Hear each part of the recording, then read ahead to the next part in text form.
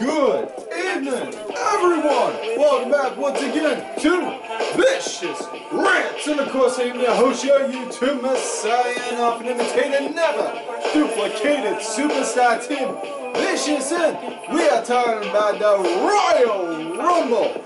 Phoenix, Arizona, home of sun, sand, and cities that are named after mythical birds?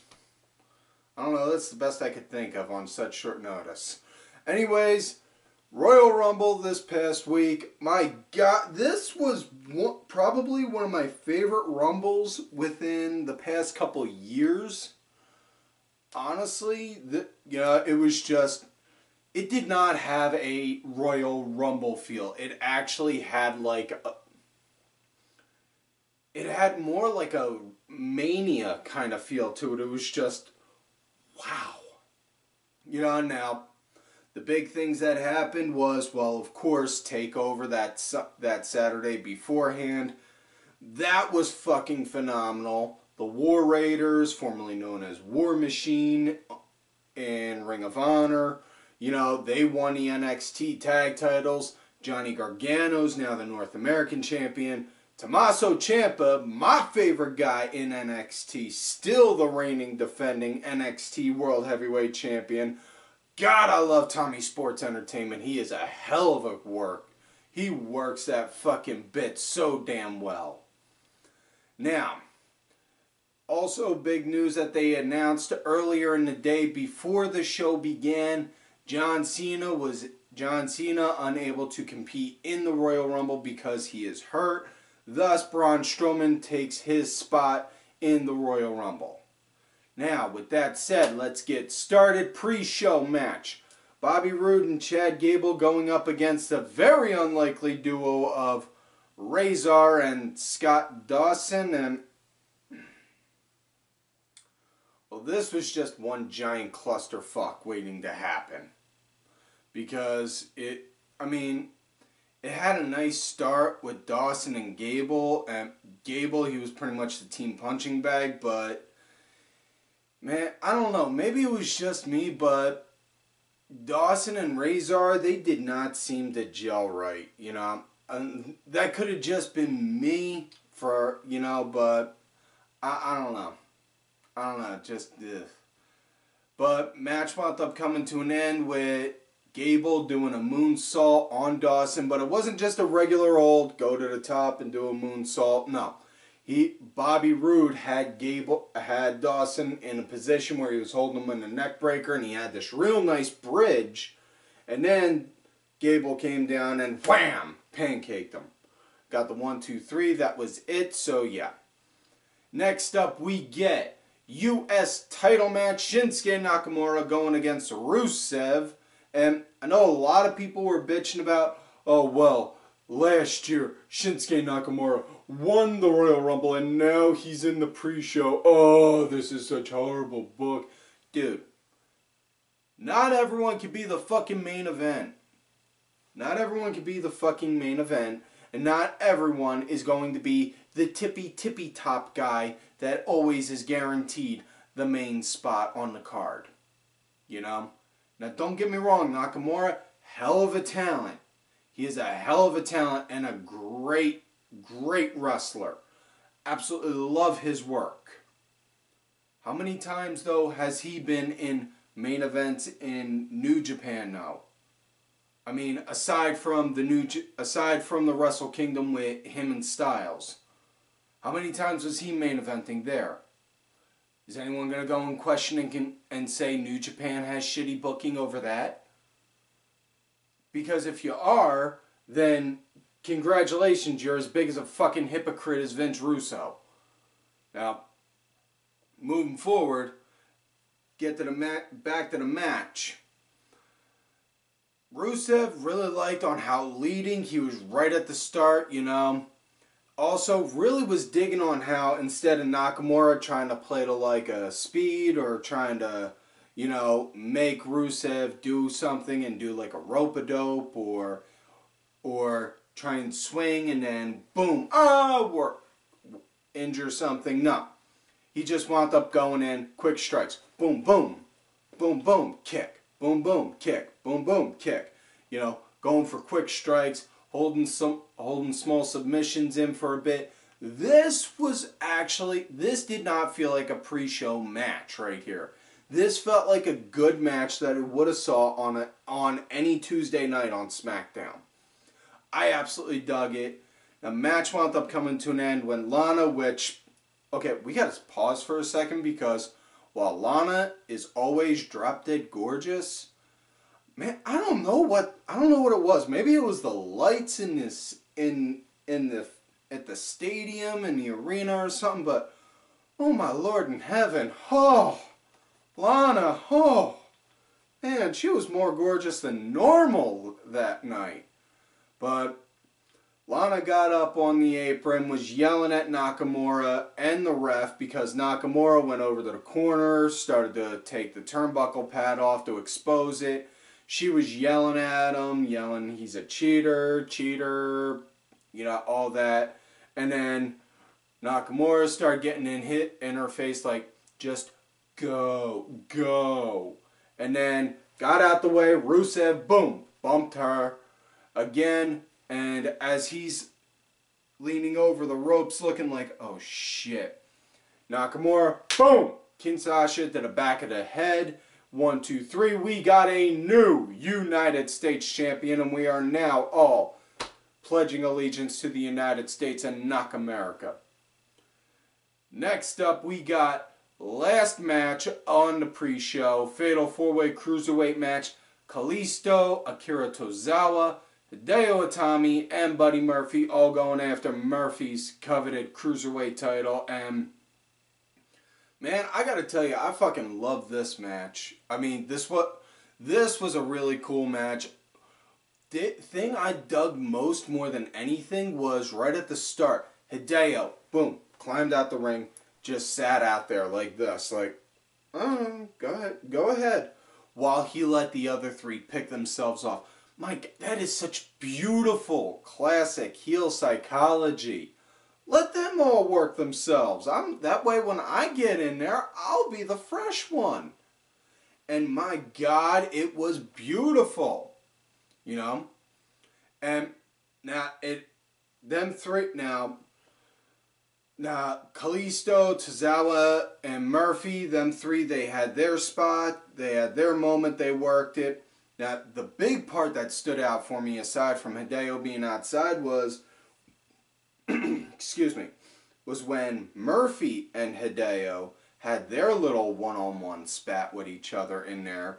And it was just straight up strikes. And you could hear the stank on them hits. It was like, on them strikes. It was like that, you know? It was like God, oh, my chest was hurting from it. Just, whew.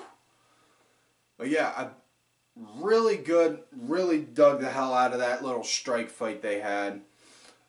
And another thing that I absolutely loved about this, it had that feel that it could have been anyone's match. It could have been anyone's. Anyone could have won it.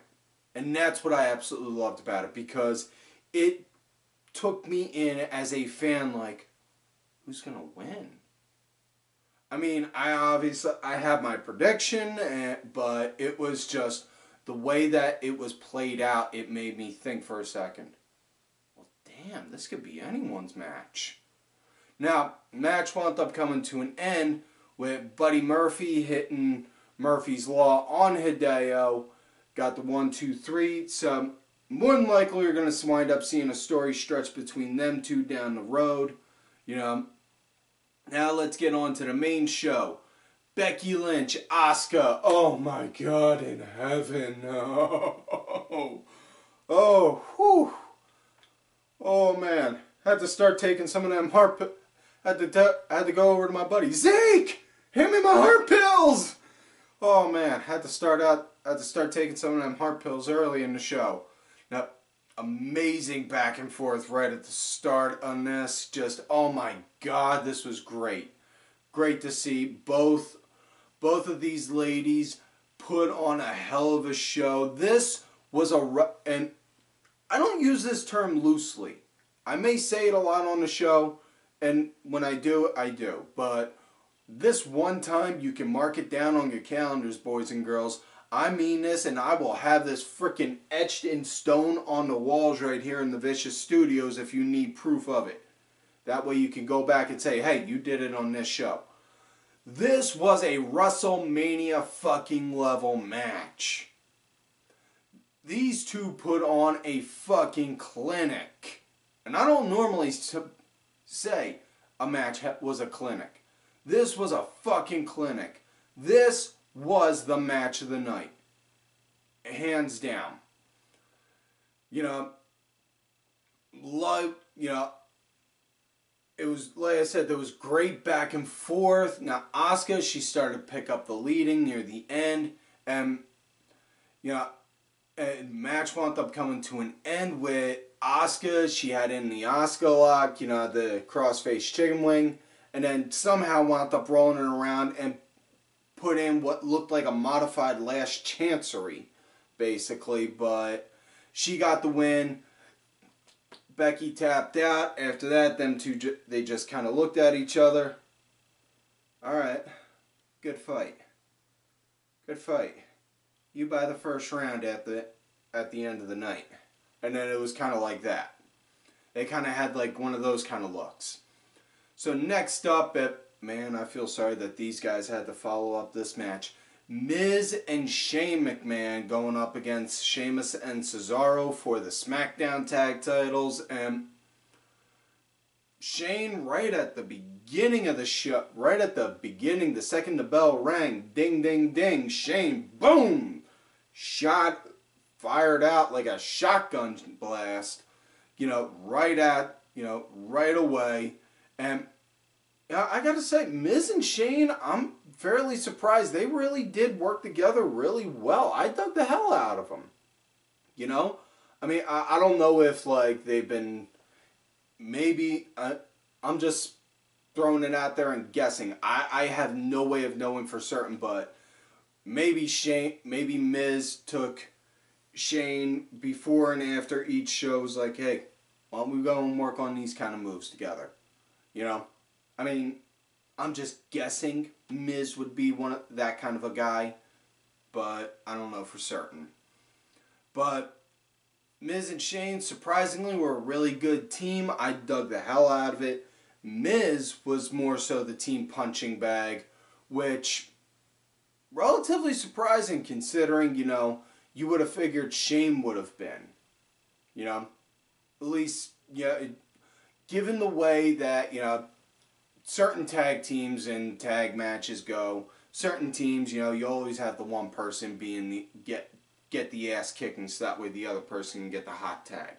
And the way Miz has been goading and bragging more so that him and Shane are co-besties and all that jazz, you'd figure he would want Shane, he would try and like have Shane be out there to show that he's good, and then Miz come in at the end to say, yeah, he's good, and I'm just as good.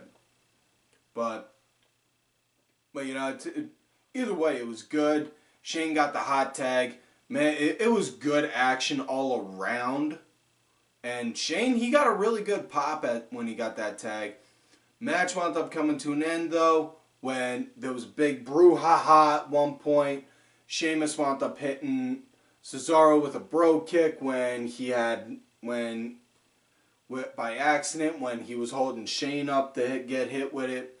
Miz wound up hitting Sheamus with a skull crushing finality a little bit after that. Shane, after he got his second win, got up, hit a shooting star press onto Cesaro, and personally, I always cringe anytime I ever see a shooting star press ever since I saw what happened ever since Brock Lesnar did one and damn near broke his neck. So, just, ugh. I don't care on how well and how much of a professional you are and how often you do it. You know, all it takes is just one slip up. That's why I always cringe at certain high spot moves like that. Yeah, but either way, Shane did the shooting star, got the 1, 2, 3. That was it. So they are now the new SmackDown Tag Team Champions, and they celebrated with the greatest co-star to ever grace the ringside in WWE, Ms. Dad. Mrs. Dad was ringside. They celebrated with him. You know, it was really cool. Now, next matchup was Sasha Banks, Ronda Rousey, and this I gotta say was probably Ronda's best match to date. You know, and that's not to take away from her match with Charlotte, because looking back on it, Charlotte's, it was more so all right, kid, let's see if you can actually do this. That's on how I took it, and that's on how it felt. With this one was like, all right, kid, now show me that you can do this. And surprisingly, first off, Ronda didn't look like she got gassed like she did with Charlotte. And with this one, yeah, nice size up to start both. Sasha played real smart, targeting Ronda's right arm right off bat. You know, trying to weaken it, break it down so that way she can't lock in the arm bar. And smart move, good psychology on that part. Target a limb, work that one limb, and she did it nonstop. Sasha, she did lead the match throughout the way. You know, she was the general in the match basically. And I gotta say, the one part that I really did like was at one point when Ronda, she started to get a second wind. You know, not her hulking up, but her second wind. You know, she started wind up working on Sasha's arm. Sasha wound up taking off those armband things that she had on it. And then at one point got the bank statement in and was using the armbands to pull on it. To use the pull for leverage. Like, ah! Like that. No, I just thought that was really cool. You know, match came to an end with Ronda. She did that spin around slam. Cole wound up saying she calls it the Piper's Pit throw. The Piper's Pit throw. So yeah. Now, the fallout from that being was next night on Raw, Ronda, she did an open challenge. The crowd did not take to her. The crowd took to her like people would have taken a piece of shit in a punch bowl, man. It was just, oh, it was that bad. You know, and they did not take to her one bit. They did not like it. She threw out an open challenge. Bayley took it. You know, it was a normal, typical one-on-one Ronda match on Raw. And that was pretty much it. Ronda got the win, and I'll get to the post-match part in a minute, because first off, the Women's Rumble, and this one wound up actually, this part of this ties into that. Now, Lacey Evans and Natalya start off, and Lacey, she's a hell of a talent, do like her, but not necessarily sure Natalya was the right idea for number 2 for her, because honestly, I'm just saying, Natalya, she's up there as far as talent-wise. She's got loads of talent, I haven't seen one wrestler come out of Canada that doesn't, but Lacey, she was still kind of green, so, and that was why. Now, obviously, not going to go over every entry one after another, otherwise you'd be here all fucking day, and I ain't putting you through that. I'm going to just spin the highlights. No legends came out. Not like they did last year. This year, they had a lot of NXT girls take up the filler spots instead of having the legends do it. And a lot of people were bitching about that. My argument was this. Think about this for a minute, though. Yeah, the NXT girls took the filler spots. Oh, they got eliminated. Oh, they never had a chance. But that's not the point. Think of it in this way, though. That gets them more notice. That way, some 6 or 7-year-old little girl sees Candice LeRae come out for the first time there. They ask, who is that? Then that gets them introduced not only to the NXT product, even if they don't watch the NXT product, that introduces them to that character. So that way, 3, 4, 5, 6 months down the road, some point in time, Candice LeRae appears on Monday Night Raw or SmackDown. Oh, hey, I remember seeing her. That's what it is. That's all it is, plain and simple. No different than when they would have the NXT guys come out for the Royal Rumble. You know? How many people freaked out when Rusev first appeared at the Royal Rumble when he was still in NXT? You know? Now, not gonna lie,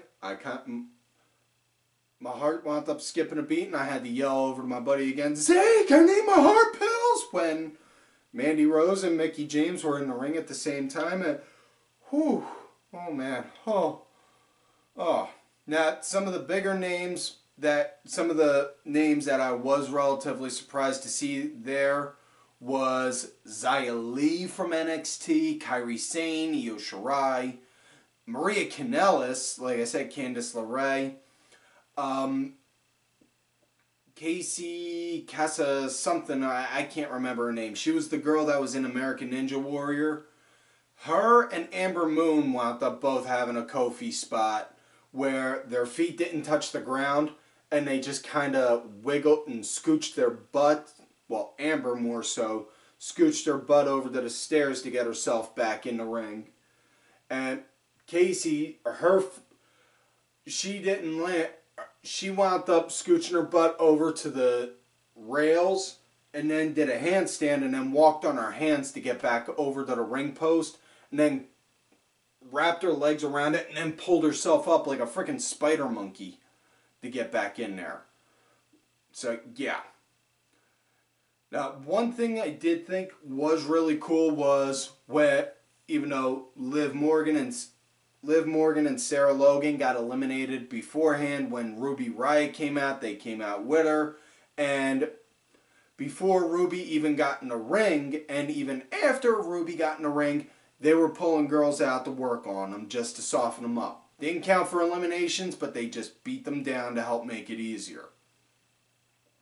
Now, obviously, Ruby did wind up getting eliminated at one point, but other names that were big surprises, Rhea Ripley came out, you know, and my God, I freaking loved when she came out because it was just like, that was a big unexpected surprise. Hearing her music and seeing her come out, just like, oh shit, this just got real now. And seeing her fucking clean up house, that she got eliminated. Yeah. Now, Lana, she came out, but she was still milking being hurt from earlier.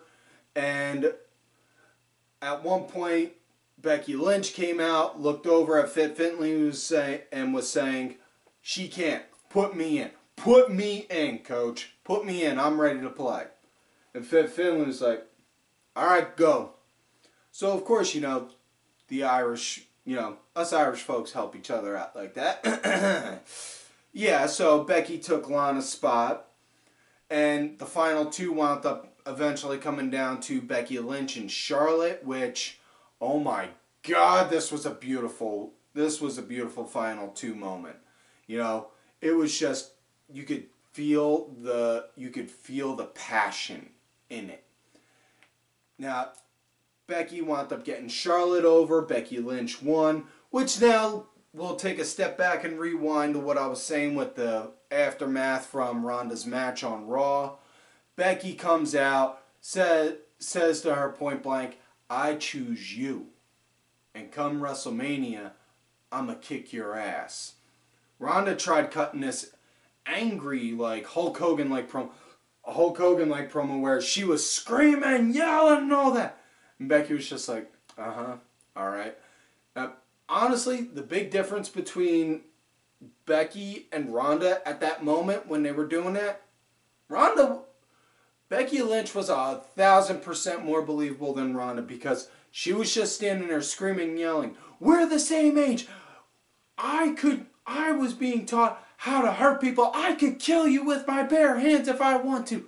Dude, anyone can kill someone with their bare hands if they want to. I mean, for crying out loud, I can go over and choke my neighbor to death if I wanted to. I'm not saying I'm gonna, so don't go reporting me. All I'm saying is, anyone can.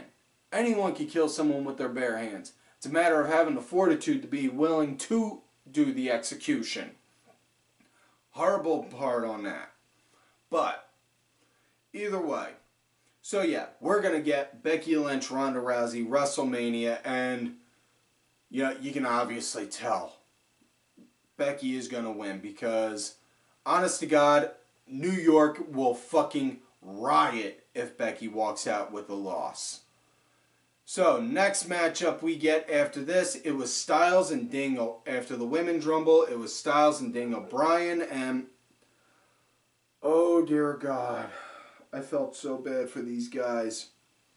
Because as good of a match as it was, Becky Lynch getting the win, it was like, once this match happened, it was like,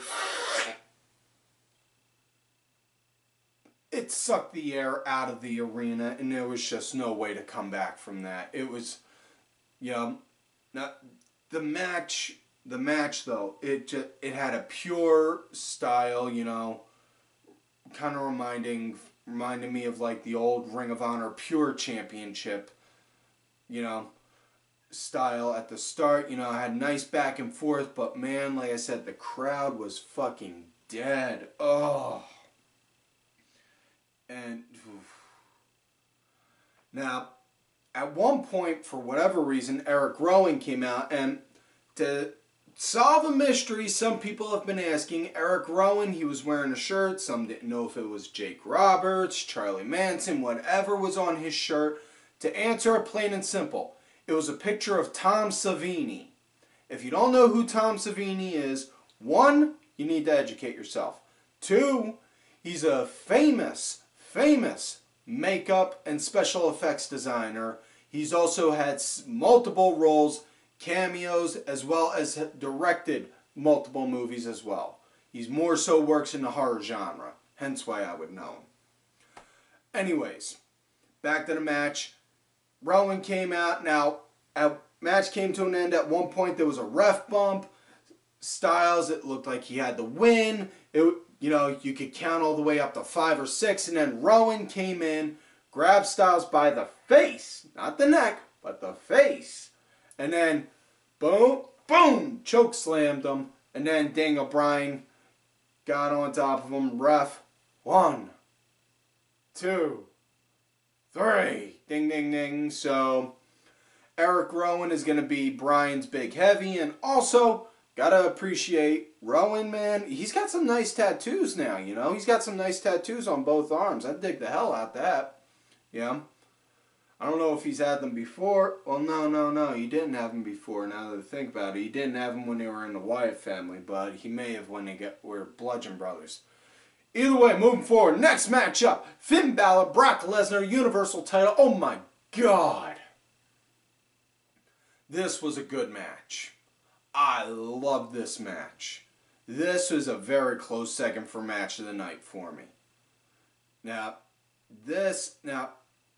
one thing I was disappointed on was Finn didn't have the demon bit because, like I said, if he was going to win, how I would have liked it, he comes out as the demon. Brock kicks the shit out of him for 99.9% of the match. And then Finn just, like, all of a sudden gets up, cracks his neck. It's like, okay, now we're playing. And then starts no-selling everything Brock throws at him. And then he comes out and gets the win. I would have liked to have seen that, but Finn didn't have the demon bit. He comes, now right at the start, Balor, boom, bursts out right at the gates, right at Brock.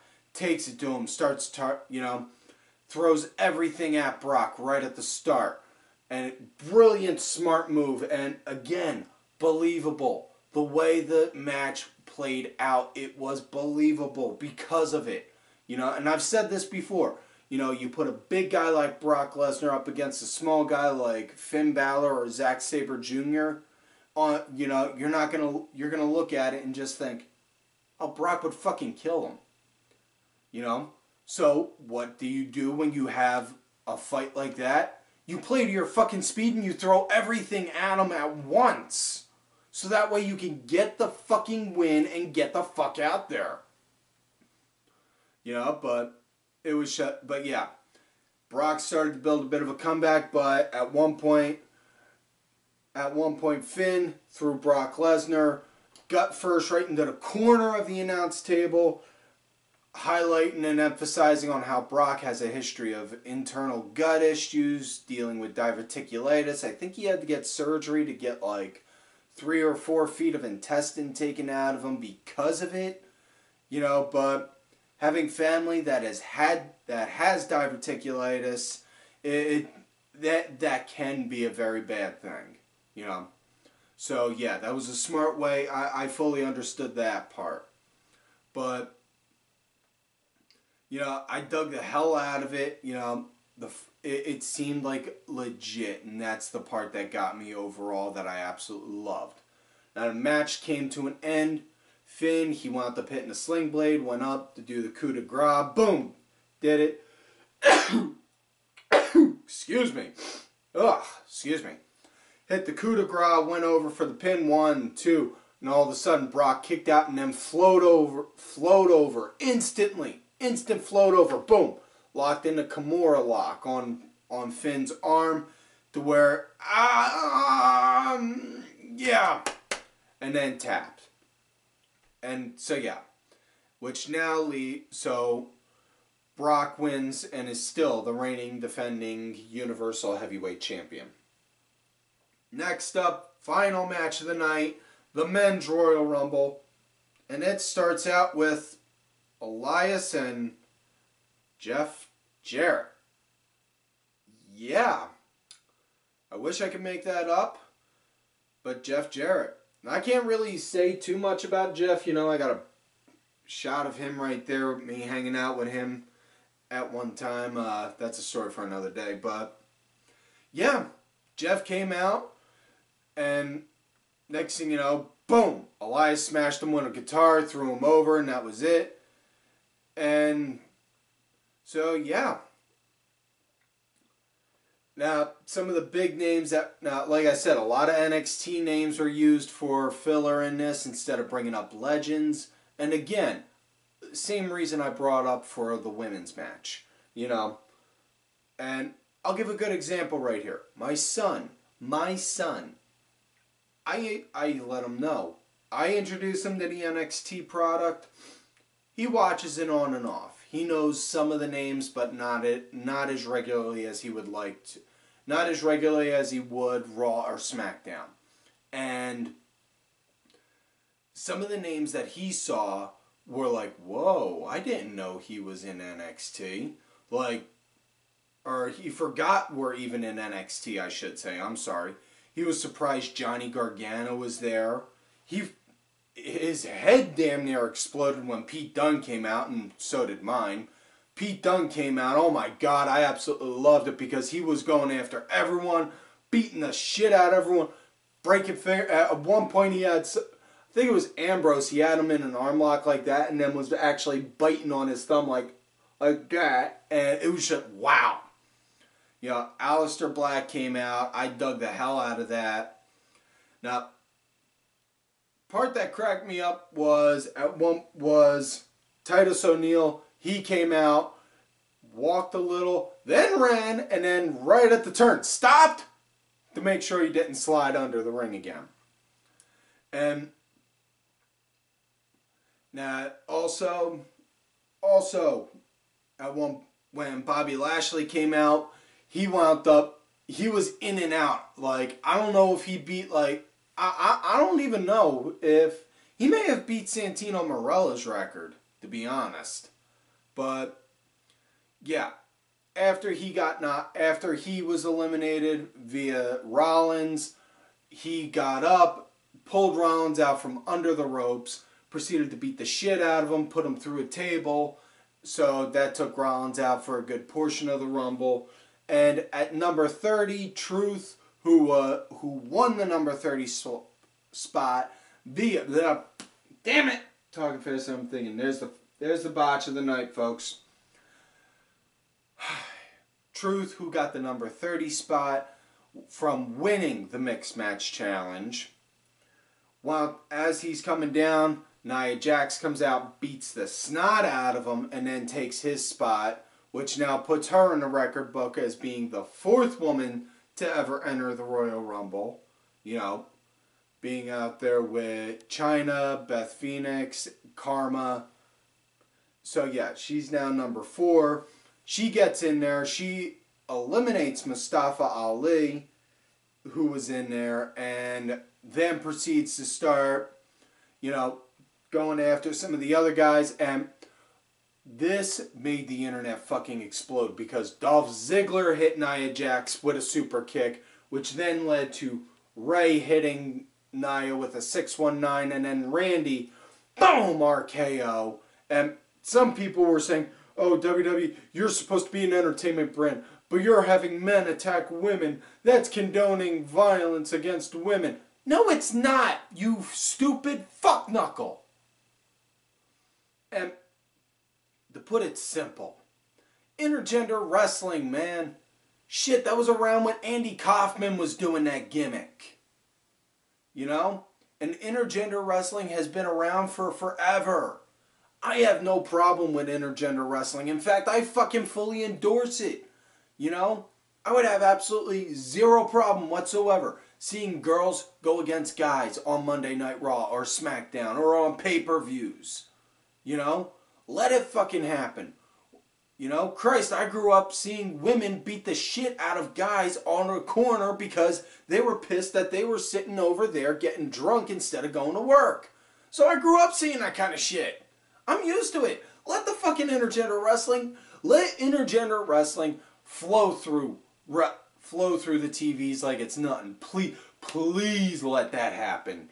Just so that way I can laugh at everyone crying and complaining about it. Now, like I said, at one point, Braun Strowman, he was in there. He took John Cena's spot. Braun was also taken out via Drew McIntyre. Not eliminated, but taken out, same way Rollins was. And the final 2 were down to Seth and Braun Strowman, and again, believable. It was believable. You didn't know, like, well, could it be that? Well, Braun did get taken out of the Universal picture, and he's in this. So if he eliminates Seth, he can get back in it. But if Seth wins, you know, he can go after Brock to get the title back, and it was, you know, it was what ifs. Now Seth wound up the match. The Rumble came to an end. Seth and Braun, they were both on the ring apron fighting with each other. Seth wound up hitting Braun right in the shin or the quad. Braun got down to his knees. Seth hit him with a curb stomp right on the ring apron, which made Braun fall over, and Seth Rollins officially wins the Royal Rumble, and said on Monday Night Raw he is challenging Brock Lesnar for the Universal title. So WrestleMania main event is going to be Brock Lesnar versus Seth Rollins. So yeah, like I said, I absolutely dug the shit out of this Royal Rumble. Probably one of my favorite within the past few years. So that is it for this week's show, folks. So don't forget to like the video, subscribe to the channel, go back, watch some of the other episodes. Make sure you all look for me on my Twitter at @TimVicious. You also have another account if I get put in Twitter jail or I'm ghosted. Tim_Vicious. I'm also on that Facebook gimmick, Tim Ash. If you're going to look for my Facebook gimmick, let me know you found me on there from here. Or my Twitter at TimVicious. I don't think you got your creep drum going. Leave any interesting complaints, thoughts, concerns, complaints, grunts, groans, whatever down below. I'm always open to criticism, good, bad, and everything in between. Also, folks, don't forget to check out all these cool-ass cats right here on the Twitter. Axel Mulligan, Kitty Killer, my good brother, I am Danny Sunday. ESP_IV, Cranky Grandpa, Gassy MWP, and Sergeant Curry Pants. Big thanks to my executive producer, Oliver Ben, who did provide the music for this week's show. Make sure you check out Ollie's music. It's out there on iTunes, Spotify, and such details are down below. Also, if you want one of these sweet Ollie Rewind shirts, hit me up. I'll talk to Ollie for you. Show the man some love and support. And folks, like I always tell y'all, you love me great, you hate me.